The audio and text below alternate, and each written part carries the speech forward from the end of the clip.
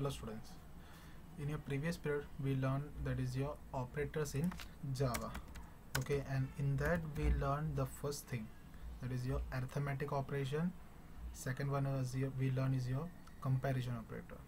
So these were the two operators which we learned, and the third one which we learned was your assignment operator. These were the three operators which we learned in your operators in Java, and I think fourth also we learned, that is your increment and decrement operator. So as I told you before, this arithmetic operators means your mathematical operators, that means your addition, subtraction, multiplication, division, okay, so modulus. Such mathematical operations will be done in your arithmetic operator. And next thing which we learn is your comparison operator. Comparison operator, I have given you example. So okay, wait, addition, subtraction, multiplication, division and modulus. These are your arithmetic operator. Now comparison operator, less than, greater than, less than equal to, greater than equal to,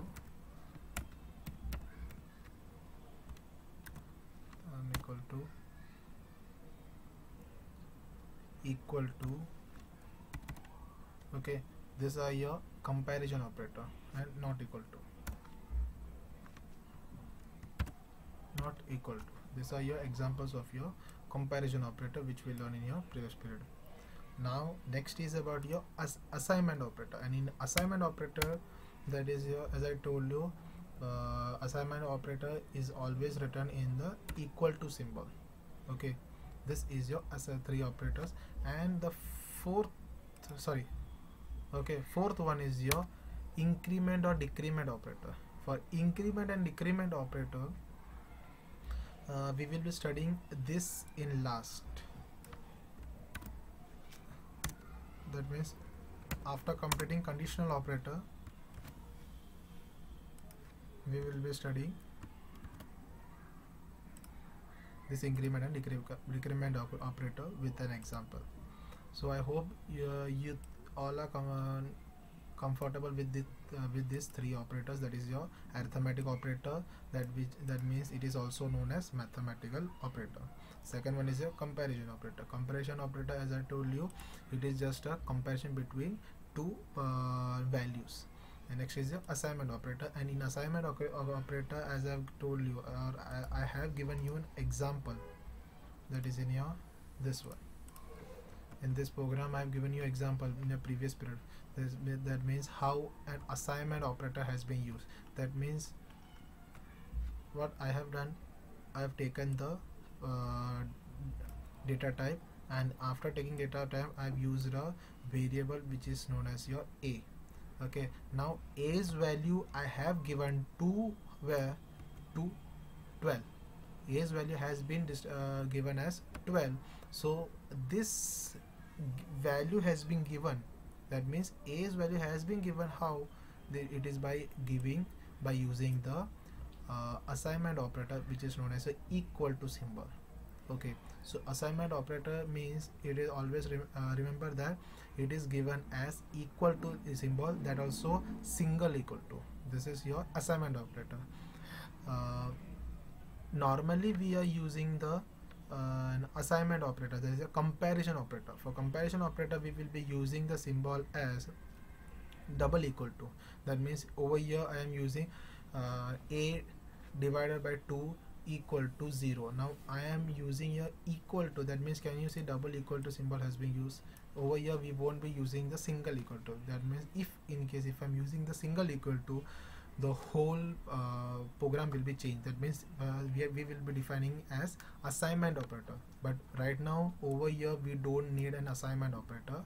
We are using as what? For comparison operator. This is the best example. This is the best example of your assignment operator, which is over here, and comparison operator, which is over here. Okay, this was in your previous period. Now today we are going to start with your logical operator. Logical operator means it will be including and, or, not. These three things are your logical operator. That means and, or, logical and, logical or, logical not will be included in your logical operator. Okay, see, it is not necessary these operators will be using in your Java, that means in your 12th standard, but in the future also you will be having these uses of these operators. So many a times according to textbook they have not given each and every operator's example is not given. Okay, so yeah, some examples will be there, some majority of the examples will be given, but in some rare cases they are not giving the example, just as an explanation they are showing it as. Okay, so this is your fourth operator, which is known as your logical operator. That means logical and, logical or, and logical not is used. In conditional operators means giving an condition. That means if, that means a statement will be there, a statement will be given, according to that statement whether our statement is true or false.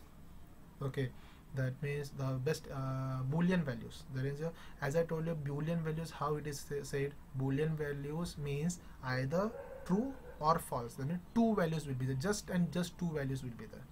As I told you, if I'm saying the statement that is a sun rises in the east, that means there are chances that this statement can be true or it can be false. That means in between true and false, or apart from true and false, you won't be having any answer.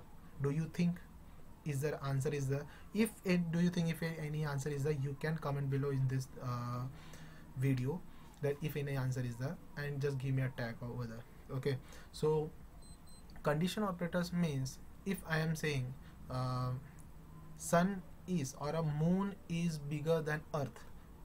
Now as you know that moon is bigger than earth, do you think if moon is bigger than earth, okay, if moon is bigger than earth, that means this condition is true, or else what happens, the condition will be false. If 2 divided by 4 equal to 0, if 4 is divided, if 4 is divided by 2 equal to 0, that means at last you will be getting the remainder as 0. So there is a chance that 0 will be there. If the 0 comes, that means the condition will be true. If I am saying 4 is divided by 2 and I will be getting equal to 1, do you think this particular statement is true or false? Yeah, it is false. Why? Because the reason is that if we are dividing the 4 with 2, 2 2s are 4, at last we will be getting the 0 as a reminder. So the condition is false. Okay, so this is what I'm trying to explain, and the best example of this conditional operator is the over here. Oh, what I have done, if condition in your 9th line you can see, if condition I have started, if a divided by 2 equal to 0. So what I have given the condition, a's value can be anything. That means I know that a's value is 12. Okay, according to me, if I'm writing a's divided by a's value is 20. So in case if 20 divided by 2 equal to 0, at last what I want it as 0. In case if it is a 0, that means what my output will be, my number is even number. In case suppose if that particular number, that is the value of a, we are dividing with 2, if I am getting the instead of 0, if I am getting it as 1, so what happens, the output will be odd number. Okay, this is the best example of your condition operator. Okay, so right now in this example, 2 types of operators we are using, 3 types of operators. First one is your assignment operator, which is over here in your 7th line. Okay, and second type of operator, which is known as your comparison operator, which is used in your 9th line. Okay, in your this example only, the third type of operator is being distinguished, which is known as your conditional operator. That means, as I told you, a statement will be given. If I'm saying the sun rises in west, the sun rises in west, as you know that the sun is not rising from the west. Okay, so that is the statement is a false. If the statement was a true one, so answer will be true. So over here in the same case, I've given the a's value as 20, and I've given that condition as a divided by 2 equal to 0. That means the at last my remainder should be 0. If 0 comes, I want my output as number is even. Suppose if in case if I'm not getting the value as 0, if a value comes as 1, so that means else. So the else means a backup plan B.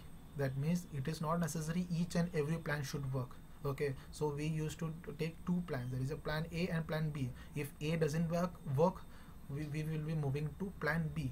So over here also we are using the same thing. If plan A doesn't work, I want a backup plan which is known as your plan B, and over here you can see the plan B is else. Else, that means if it is not 0, instead of 0 it is 1, that means else my number is odd. So right now I'm going to show you an output. Compile. After compiling, I got the exit code as 0. Now I'm going to run it. What is my output? According to here, my output is number is even. Okay, now if I am writing over here is 21. Okay, if I'm writing here as a 21, compiled, exit code 0 I got. Now go. Can you see my number is odd? Okay, after compiling my number is odd. Understood? This is the best example of your conditional operator, assignment operator, and comparison operator. Okay, now and one more thing, in conditional operator boolean types are used. That means boolean database is used. As I told you, in your data types, how many data types are there? 8. Okay, and in that last one was your boolean data type, and in boolean data type only 2 values can be selected. That first one is your either it can be true or it can be false. Okay, now next is your increment and decrement operator. Increment and decrement operator is always used as plus plus, and decrement is always used as minus minus. Okay, so increment operator means plus plus, and decrement operator means minus minus. Now can you see this plus symbol is also used in arithmetic operator. Okay, this plus symbol is also used in arithmetic operator. Okay, so don't think that addition is always written in single plus, subtraction is always written in single minus symbol. Okay, whereas in increment operator, okay, in increment operator and decrement operator, plus plus and minus minus symbol is used. Understood? Now I will be showing an example of your increment as well as your decrement operator, which is in this example a looping can be also used. One more topic we are going to discuss. Okay, that is your looping. This is your another topic. In this example, which will be shown in this particular example, I will be showing two examples. First one is increment or decrement operators, in which cases we are using, and one more topic will be the looping. The both examples can be shown in one example only. Okay, so looping. Now what do you mean by looping? Looping means doing the same process again and again. That means, just imagine, as you know that 24 hours is there. In that 24 hours, what we used to do, the same routine we are following. Suppose right now we are not doing the same routine, but normally we are doing the same routine if in a normal days. But in Sunday we will be having, we are not doing the same routine. But this can't be said as a looping. This can't be said as a looping because in Sunday comes in between, so our routine will be changed. The best example for routine is that sun, that is, the sun rises in a east, sun sets in a west. That means this is the particular example of your looping. That means sun rises in sun rises from east and sets in west. Same process is going again and again each and every 365 days also. Okay, that means same routine is followed. This is called looping. This is called an looping. That means doing the same process again and again is known as your looping. This is the one more topic which I am trying to explain it. Okay, now this I am going to show it is an in an Java example how looping as well as your increment decrement operator can be used. Now this is your best example of your looping. Okay, so you can see first of all I will be discussing about your increment and decrement operator. As I promised you, I will be showing the example of increment and decrement, and this is the first example of your increment and decrement operator. Sorry, just an increment operator, not a decrement operator. Just somewhat like this we will be using the decrement operator also. Okay, so over here you can see the plus symbol. Okay, that means according to this example, what I am trying to do, I am trying to print, that means print 0 to 10 using loop. That means if in case if I want to print automatically, if I want to print 0 to 10, so what I will be doing, just type the 10. Okay, automatically from 0 1 2 3 4 5 6 7 8 9 10 will be printed automatically. Now you will be saying, or you will be having a doubt that, sir, is it okay, see if I'm using system.out.println 0, system.out.println 1. Okay, yeah, it is okay, but remember each and every time if I want to print as 100, okay, so see if I instead of 10, if I'm trying to take the output as 20, that means till 20 my process will be going. So exit code 0, go, can you see till 20 is there. Now just imagine if you are doing system.out.println 0 1 2 3 4 5 6, that means each and every time we have to write a system.out.println. Now this message has to be written each and every time. Or if you will be saying that it can be copy and paste, yeah, you can copy and paste. Just imagine if we want to write this as 100 times, so you have to copy and paste 100 times. Now it is very difficult to each and every time to do the same thing. So, and the program will be a bigger one. That means right now I've completed, I've started this thing from 3rd line and I've completed till 12th line. Okay, that means within this 9 lines automatically my program has been completed. Just imagine if I'm trying to use this as a system, as a print system, so it will be a hectic thing. Okay, so what I am doing, I'm using the looping. That means till the program is that I've used the class. Okay, class public class loop. Now what is my class name? My class name is a loop. Now I've started a block. This is my first block. Okay, and inside that particular block I have used the string argument, and then after I've started the block, second block, and in the second block I have used the for condition. Okay, this is just an example, for condition. Now what I have done, integer, that means your integer, just short form of integer is int. Okay, this I have already explained you before. Now integer I equal to 0. Now I is a variable. I is a variable. Just remember that if we are using, mainly if for looping we will be using the variables, that is your I, j, k, such kind of variables we will be using for your looping. Okay, you can use your ABC also, not an issue, but mainly we will be using the I, j and k only.